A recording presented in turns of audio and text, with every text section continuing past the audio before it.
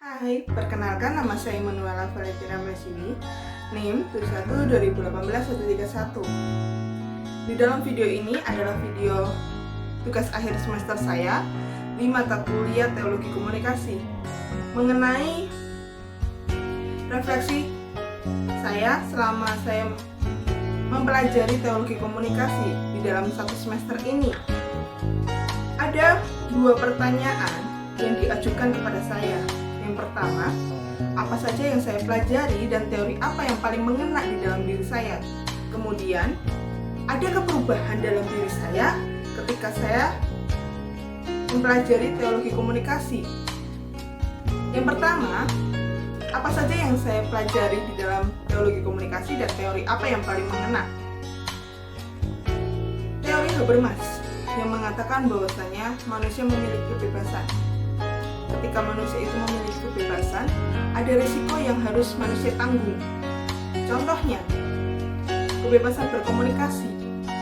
Ketika manusia itu diberi kebebasan berkomunikasi, pastinya manusia itu perlu memikirkan, oh, kalau saya menggunakan bahasa ini, risikonya apa? Yang harus saya tanggung dan lain sebagainya. Nah, teologi komunikasi sendiri ada dua kata, yaitu teologi dan komunikasi. Kata teologi adalah suatu ilmu yang mempelajari tentang wahyu Allah. Kata wahyu biasanya merujuk kepada hari penghakiman, yaitu sebuah pesan yang Allah ingin sampaikan kepada manusia melalui perantara manusia juga, supaya saling bisa memahami. Nah, kalau misalnya teologi ini disampaikan langsung dari Allah kepada manusia, pastinya akan merasa ada apa sih, ya kan? Nah, maka dari itu Allah menciptakan para teolog untuk menyampaikan pesan itu. Supaya pesan itu tersampaikan dengan baik, maka ada suatu komunikasi di dalam penyaluran pesan itu. Nah, komunikasi sendiri itu adalah proses atau transaksi pesan dari pihak pertama kepada pihak kedua, pihak ketiga, dan seterusnya. Ini penting bagi para teolog. Mengapa bisa dikatakan penting? Karena manusia pada zaman sekarang, atau bisa dikatakan manusia modern, biasanya mengarah, wahyu itu apa sih? Kenapa kita harus mendapatkan wahyu dan lain sebagainya? Apa itu wahyu? Nah, itu penting untuk disampaikan. Maka dari itu, para teolog harus memikirkan bagaimana sih supaya pesan yang Allah ingin sampaikan kepada dunia supaya bisa mereka terima dengan baik. Salah satunya menggunakan bahasa. Gini, kalau misalnya kita menggunakan bahasa Jawa misal, dan kita di dalam lingkungan orang Nusa Tenggara Timur, orang Nusa Tenggara Timur nggak akan paham dengan bahasa apa yang kita sampaikan.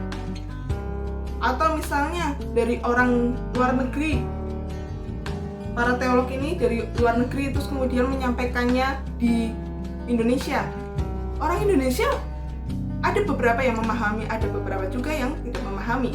Nah, maka dari itu perlunya adanya bahasa di dalam komunikasi tersebut.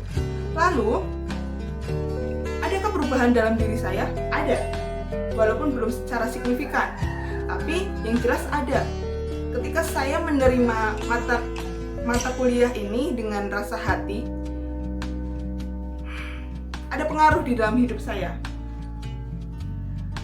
Saya adalah salah satu pemuda yang dimana saya hidup di era yang menganggap bahwasanya berkata kasar itu sudah kata biasa.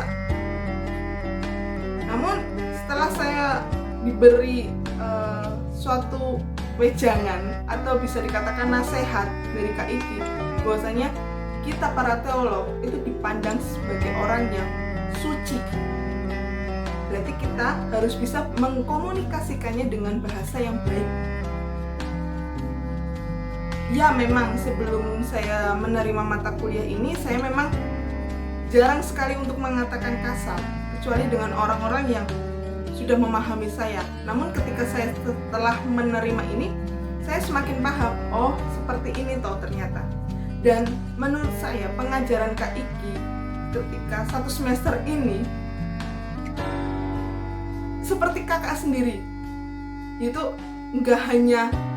tidak hanya semua materi dikasih, tapi ada sesuatu pesan di mana kita harus dalam bahasa Jawa itu harus memiliki tata krama dan lain sebagainya.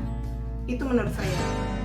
Sekian dan terima kasih. Jika ada kesalahan, saya mohon maaf.